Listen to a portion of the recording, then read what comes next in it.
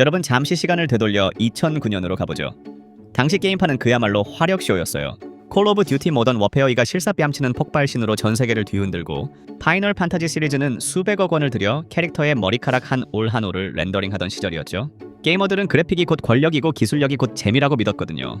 그런데 바로 그해 5월 어떤 스웨덴 형씨가 게시판에 글을 하나 올려요. 야, 나 네모난 벽돌 쌓는 게임 만들었어. 그래픽? 그냥 차를 덩어리야. 스토리? 없어. 그냥 땅 파고 노는 거야. 이걸 본 당시 게이머들의 반응은 어땠을까요? 장난하냐? 이건 게임이 아니라 디지털 노가다지. 요즘 누가 이런 구석기 시대 그래픽을 해? 라며 비웃음 섞인 너프를 먹였죠. 그런데 말입니다. 여기서 소름 돋는 데이터 하나 던져드릴게요. 이 디지털 노가다 게임이 훗날 마이크로소프트에 $25억, 한화 약 3제 팔려나가요. 이 금액이 어느 정도인지 감이 안 오시죠? 반도체 업황이 좋지 않았던 2023년 1분기 삼성전자 영업이익이 약 6,400억 원이었는데 마인크래프트 몸값은 그 5배에 달하는 거대 자본이 움직인 셈이에요. 웬만한 대기업 1년 수익을 네모난 블록 하나가 가뿐히 넘긴 거죠. 심지어 2026년 오늘날 전 세계 인구 30명 중 1명이 이 게임을 즐기고 있어요. 단순 계산으로 전 세계 초등학교 한 반에 최소 한두 명은 마인크래프트 전공자라는 소리죠? 대체 왜일까요? 왜 사람들은 8K 초고화질 그래픽을 두고 이 투박한 네모 세상에 미친 듯이 열광했을까요? 단순히 운이 좋아서? 아니면 노치라는 개발자가 핵을 쓴 걸까요? 아니에요. 이건 철저하게 계산된 심리적 빌드업과 시장의 허점을 찌른 카운터 어택이었거든요. 오늘 지픽이 이 네모난 블록이 어떻게 인류의 문화 인프라가 되었는지 그 박진감 넘치는 연대기를 탈탈 털어볼게요. 이 게임은 단순한 놀이가 아니라 하나의 거대한 국가이자 경제 시스템이 되었죠. 초기 비웃음을 샀던 그 차를 덩어리가 어떻게 금덩어리로 변했는지 그 과정에서 벌어진 수많은 한타와 반전을 지금 바로 중계해드릴게요. 당시 게임 시장은 한마디로 쇼미더머니 메타였어요. 게임 하나를 만들려면 수백 명의 개발자가 영혼까지 갈아 넣어야 했고 수천만 달러의 마케팅 비용이 투입되어야 겨우 대작이라는 명함을 내밀 수 있었죠. 한마디로 자본력이 없는 독립 개발자들에게는 시작부터 생존 난이도 하드모드가 걸린 절망적인 맵이었어요. 게다가 유저들의 눈높이는 하늘 높은 줄 모르고 치솟아 있었고 조금만 그래픽이 떨어져도 망겜 소리가 나오던 살벌한 환경이었죠. 대형 기획사들은 화려한 연출과 복잡한 시스템으로 유저들을 가두려 했고 창의성보다는 안전한 수익 모델에만 집착하던 시기였어요. 이 삭막한 땅, 스웨덴 스톡홀름의 평범한 아파트 구석에 마르쿠스 페르손, 팬들에게는 노치라고 불리는 20대 후반의 개발자가 홀로 앉아 있었어요. 그의 일상은 어땠을까요? 낮에는 킹닷컴이라는 회사에서 상사의 지시에 따라 평범한 웹게임을 만드는 코딩 노예로 일했죠. 월급은 쥐꼬리만 했고 자기가 만들고 싶은 게임은 꿈도 못 꾸는 상황이었어요. 하지만 노치는 퇴근 후가 진짜였어요. 밤 11시부터 새벽 2시까지 지친 몸을 이끌고 커피 한 잔으로 버티며 자신만의 비밀 프로젝트를 돌렸거든요. 남들이 화려한 겉모습에 치중할 때 그는 게임의 본질인 자유에 주목했죠. 이때 노치가 선택한 전략은 정면 돌파가 아닌 우회 전략이었어요. 남들이 화려한 그래픽에 집착할 때 나는 무한한 자유도라는 아이템에 몰빵하겠다. 그는 인피니 마이너나 드워프 포트리스 같은 고전 게임에서 영감을 받아 컴퓨터가 알아서 지형을 생성하는 절차적 생성 기술을 연구했죠. 블록 하나하나가 데이터가 되고 그 블록을 유저가 마음대로 배치할 수 있는 샌드박스 맵을 짠 거예요. 이건 게임업계의 밸런스 패치와도 같았죠. 고스펙 하드웨어가 없어도 화려한 엔진이 없어도 재미의 본질만 있다면 승산이 있다고 판단한 거예요. 노치는 자신의 아파트를 독립군 기지 삼아 세상에 없던 규칙을 써 내려갔죠. 그것은 정해진 길을 가는 모험이 아니라 유저가 직접 길을 만드는 창조의 영역이었어요. 하지만 현실은 호락호락하지 않았어요. 2009년 5월 야심차게 초기 버전을 공개했을 때 쏟아진 건 찬사가 아닌 물음표였죠. 그래픽이 이게 최선이냐? 스토리가 없는데 뭘 하라는 거냐? 같은 혹평이 쏟아졌고 심지어 회사 동료들조차 노치 그냥 하던 일이나 열심히 해 이런 게 팔리겠어? 라며 기를 죽였어요.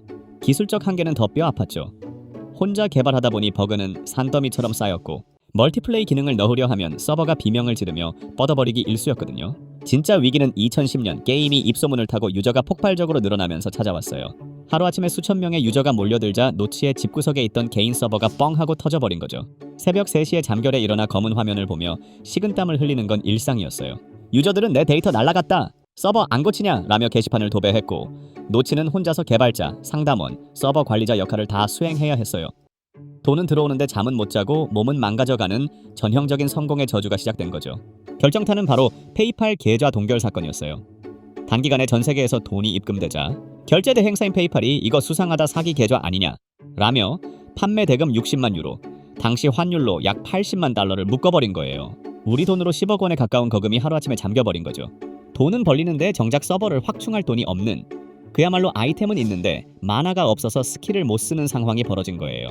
노치는 노트북 하나를 부여잡고 거대 금융사들과 싸우며 번아웃 직전까지 몰렸죠. 아, 그냥 다 때려치우고 회사로 돌아갈까? 라는 생각이 머릿속을 지배하던 순간 그는 포기 대신 정면 돌파를 선택해요.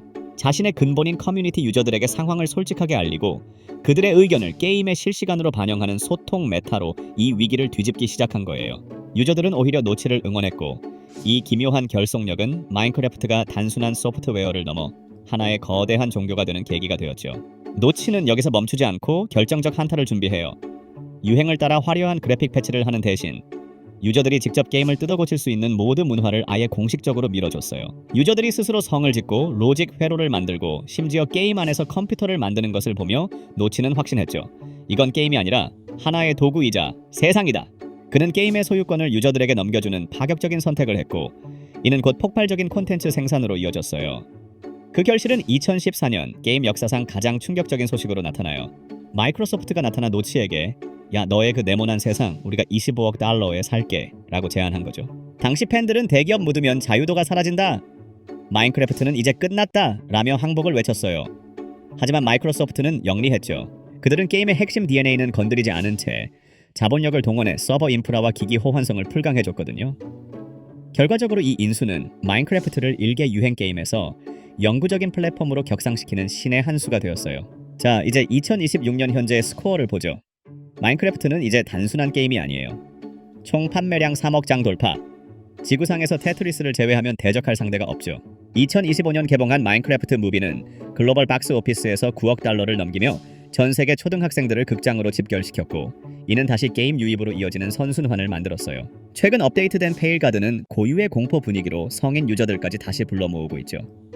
심지어 이제는 인공지능 모드가 도입되어 유저가 야 여기다 경복궁 하나 지어줘 라고 말하면 인공지능이 블록을 알아서 쌓아주는 시대가 됐어요. 학교에서는 코딩과 역사를 마인크래프트로 가르치고 가상현실과 메타버스의 표준이 되었죠. 노치의 작은 동굴 게임이 17년 만에 지구촌 전체의 디지털 인프라로 진화한 거예요. 마인크래프트가 우리에게 던지는 메시지는 명확해요. 남들이 다 가는 그래픽 메타를 따라가지 마라. 당신만의 근본을 끝까지 밀어붙여라. 만약 노치가 주변 사람들의 말에 휘둘려 그래 역시 그래픽이 좋아야지라며 어설픈 3차원 게임으로 노선을 틀었다면 오늘날의 3조 원 가치는 결코 없었을 거예요. 세상이 그게 돈이 되겠어? 너무 유치해 보이는데? 라고 비웃을 때 노치는 묵묵히 자신이 재미있다고 믿는 블록을 쌓았죠. 그는 유행을 쫓는 사냥꾼이 아니라 유행을 만드는 창조주가 되기로 결심했던 거예요. 우리 일상도 마찬가지 아닐까요?